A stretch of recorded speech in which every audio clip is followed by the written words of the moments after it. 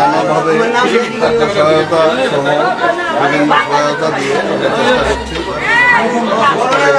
খাবার, রান্না খাবার এই সমস্ত দিয়ে বিভিন্ন আশ্রয় কেন্দ্রে আমরা খাদ্য সহায়তা দিচ্ছি এবং আমরা দীর্ঘমেয়াদী বিভিন্ন পরিকল্পনা আমরা চিন্তা করতেছি কীভাবে তাদেরকে ভর্তি করা যায়। আর ইতিমধ্যে যে সমস্ত মানুষ আশ্রয় কেন্দ্রে আশ্রয় নিয়েছে তাদেরকে মাননীয় প্রধানমন্ত্রী খাদ্য সামগ্রী আমরা পৌঁছে দিচ্ছি।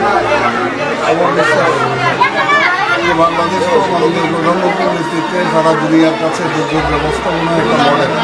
কাজেই আমরা এই সমস্ত দুর্যোগ মোকাবেলা করে অভ্যস্ত আছি। ইনশাআল্লাহ এই দুর্যোগও আমরা কাটিয়ে উঠতে পারবো আমরা বিশ্বাস করি।